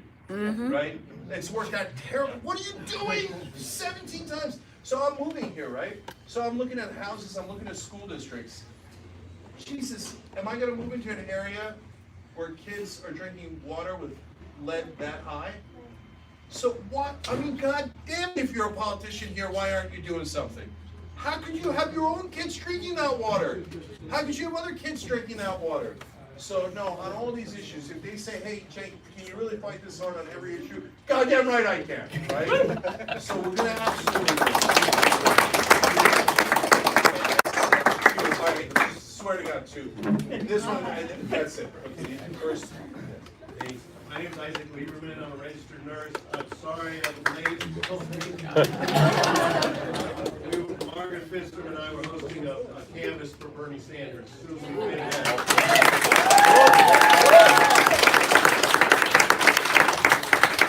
So I know that I heard you talk about supporting an amendment, probably that one that your wolf pack is fighting for, to say money is not speech and corporations are not people. I think I've also heard you say that you support full public campaign financing, like the California Clean Money Campaign was originally created to pass.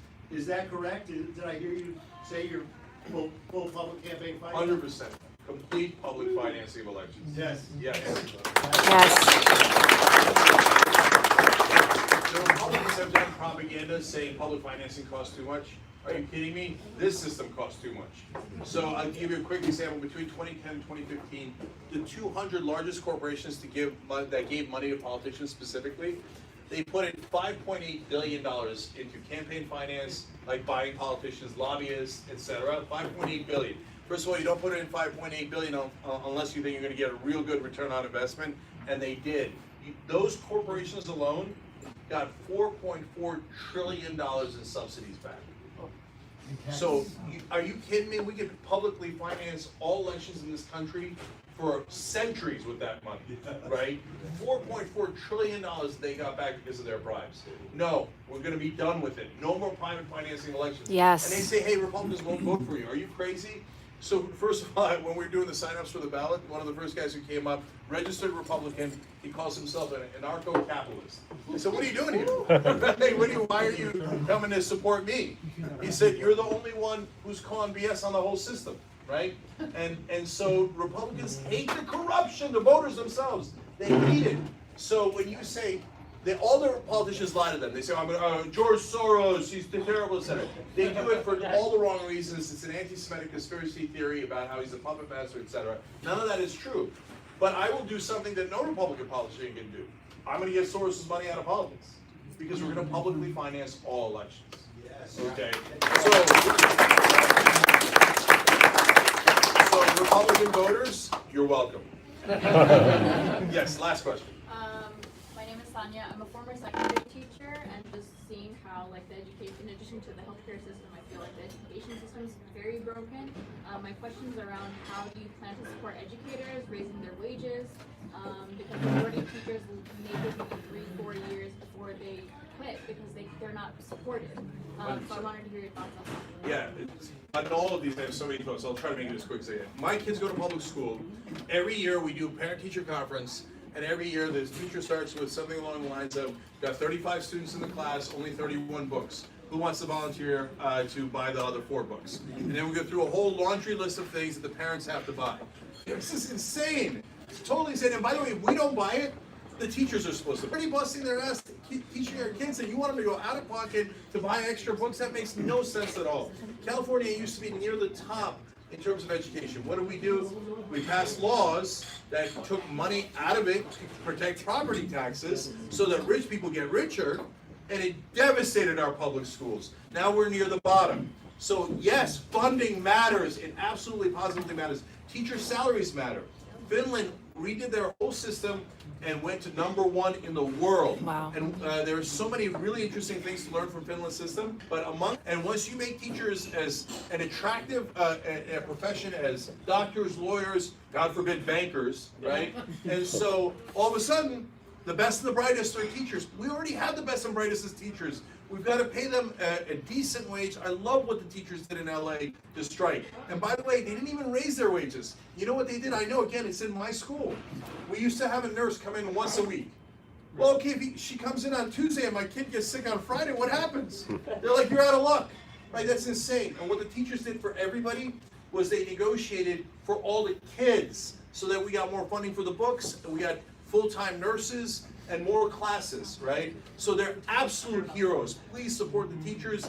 If they go on strike, strike with them.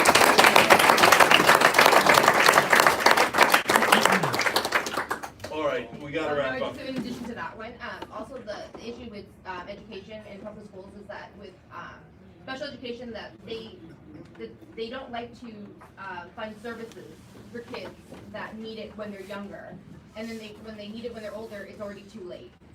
Because I'm a mother of 2 boys with autism. Yeah. And my son is now 20, almost 22, and he needed all the support he needed when he was younger to prevent all the issues now. Just stopped. You know, because he couldn't get the support when he was younger when he needed it. 100%. Look, I don't want to get into my kids' issues, but so we wanted a little bit of assistance to test one of my kids on an issue, right? Mm-hmm. Stonewall. Yeah. No. It's all about priorities. They just don't prioritize kids in public schools. And one of the things that Finland does was they ended private schools, which I thought, when I first saw it, I was like, whoa, that's pretty radical. Yeah. And I believe in competition, etc. But it turns out, no, because the reason why that works so well is because then the rich kids were in the public schools. Mm-hmm. And if you don't have good teachers, you don't have good doctors and lawyers. Exactly right. And once the rich kids were in the public schools, all the public schools went way up, and they went to #1 in the world. All the schools in Finland get the same amount of money. Yeah, and they get the same amount of money. They don't test them again. It's an amazing model. Forests, We right? gotta look more at And they that. rake their All right, forests, guys, right? thank That's you what so Trump much. said. Here's what we're gonna do. I'm gonna stay here for anybody. So come on up if you want. Thank you, guys. Thanks for Thank you.